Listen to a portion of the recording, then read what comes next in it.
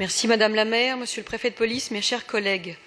Mon collègue Éric Hellard ayant plutôt insisté sur l'aspect sécurité du budget de l'APP, je souhaite pour ma part dire quelques mots sur les opérations de la brigade des sapeurs-pompiers de Paris, tant sur le bilan 2016 que sur les perspectives et les enjeux de la BSPP qui, et c'est l'occasion de le rappeler ici, a été fortement mobilisée en 2016. Cela passe souvent inaperçu, mais ce sont plus de 474 000 interventions que les pompiers ont effectuées cette année, c'est-à-dire environ 1 300 interventions chaque jour, et ces opérations ont augmenté de 5% par rapport à l'année précédente. Les opérations de secours à victimes ont particulièrement augmenté dans un contexte que les événements exceptionnels de l'année ont amplifié, comme celui des inondations, des mouvements sociaux contre la loi El Khomri ou encore la tenue de l'Euro de football, qui à lui seul a engendré près de 3 000 interventions. C'est par un effort considérable de la BSPP, tant en qualité qu'en réactivité, que cet événement s'est aussi déroulé dans les meilleures conditions pour Paris.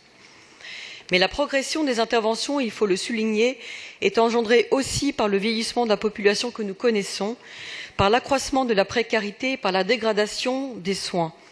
Cette évolution, il faut l'appréhender avec attention et justesse et trouver des solutions adaptées qui ne relèvent pas seules des services de secours. Mais 2016 était aussi une année marquée par l'état d'urgence et par les opérations directement déployées à la suite des attentats du Bataclan.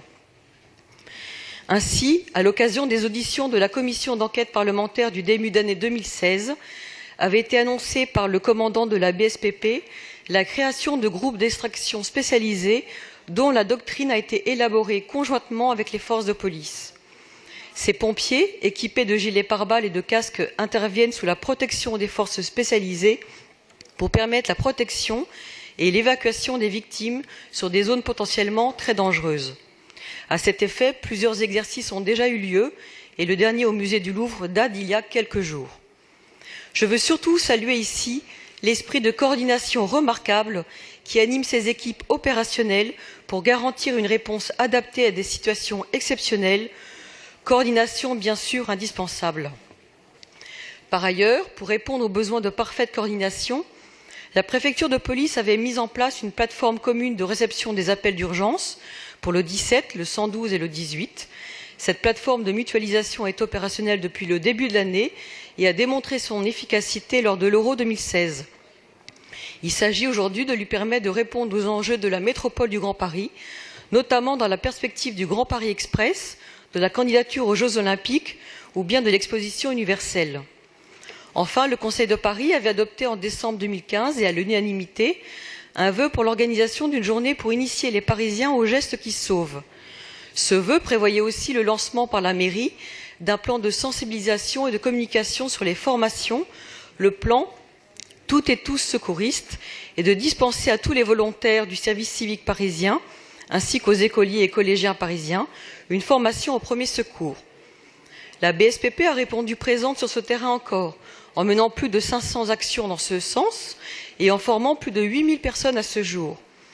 Si un certain essoufflement semble apparaître chez les Parisiens, il s'agira pour le Conseil de Paris de réfléchir ensemble à faire évoluer ce dispositif. Enfin, tous ces efforts, toutes ces réformes vers une organisation plus efficiente donnent tout leur sens au projet de recrutement de 50 pompiers supplémentaires pour 2017 dans le cadre d'un plan triennal de 150 recrutements et à la revalorisation des salaires des agents de catégorie C votés l'année dernière. Nous approuvons donc de façon complète la hausse du budget de fonctionnement pour 2017 en espérant que cette hausse se poursuivra au-delà.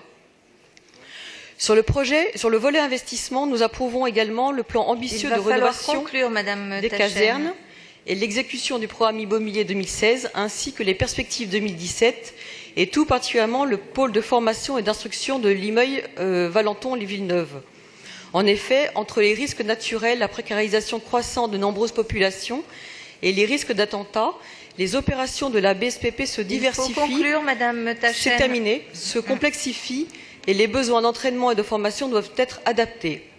Alors pour conclure, et vous l'aurez donc compris, c'est avec satisfaction et reconnaissance pour l'engagement des personnels que nous voterons, que le groupe UDI Modem votera en faveur du budget spécial de la préfecture de police. Je vous remercie.